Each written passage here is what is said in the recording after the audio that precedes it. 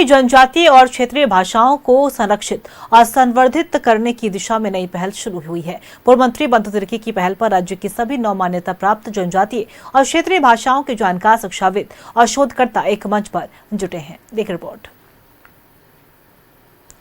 मान्यता प्राप्त भाषा में नागपुरी, हो, कुरमाली, खड़िया, संथाली, खोटा, पंचपरगनिया, कुडुक और मुंडारी एक भाषा मात्र नहीं है, बल्कि राज्य की सांस्कृतिक विरासत को समेटे हुए हैं। लेकिन इसके बावजूद इन भाषाओं के अस्तित्व पर खतरा मंडराने लगा है। लिहाजा इन भाषाओं को संवर्धन की पहल की जा रही है। पूर्व मंत्री बंधु तिर्की ने कहा है कि सभी भाषाओं के प्रतिनिधियों के साथ संवाद के बाद एक प्रतिवेदन तैयार की जाएगी, जिसे राज्य के मुख्यमंत्री को सौंपा जाएगा।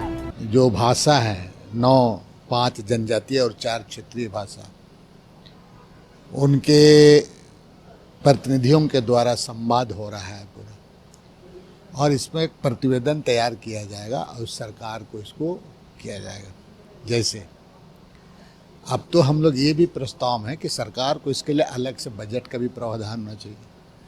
दूसरी बात, कोई भी अगर निर्णय सरकार लेगा जनजातीय और क्षेत्रीय भाषा पर, तो यहाँ के भाषा के विद्वानों के सहमति के बगैर नहीं होना चाहिए। किसी भी भाषा की पहचान तभी बढ़ेगी जब लोग बोलचाल में इसका प्रयोग करेंगे। लेकिन आधुनिक परिवेश में लोग अपनी मूल भाषा से कटते चले जा रहे हैं, जिसके कई कारण हैं। शोधकर्ता और भाषा की जानकार के मुताबिक यहाँ बाहरी भाषाओं का वर्चस्व बढ़ता जा रहा है। मूल भाषा में लोगों की बोलचाल धीरे धीरे कम होने लगी है। वहीं क्लस्टर सिस्टम के तहत विश्वविद्यालय और महाविद्यालयों में इन भाषाओं में पढ़ाई सीमित कर दी जा रही।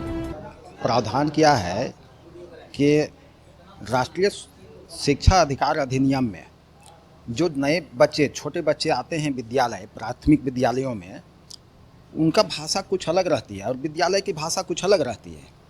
तो बच्चे विद्यालय की भाषा एक बाइक नहीं समझ पाते हैं। इसीलिए प्राथमिक विद्यालयों में मातृभाषा से पढ़ाई करने का प्रावधान है।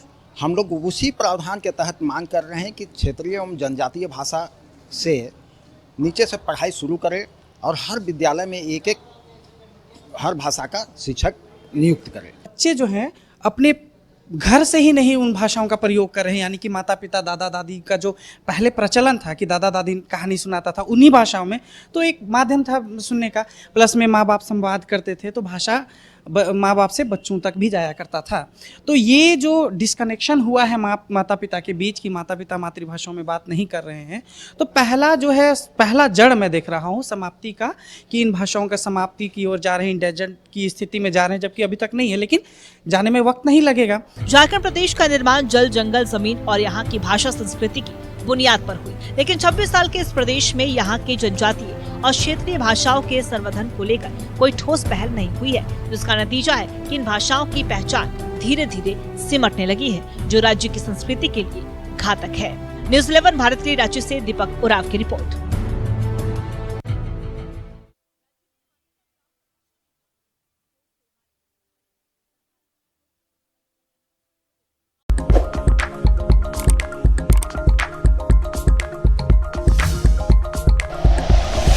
Like and share videos, subscribe करें हमारा चैनल और प्रेस करें बेल आइकॉन। न्यूज़ 11 भारत, सच है तो दिखेगा।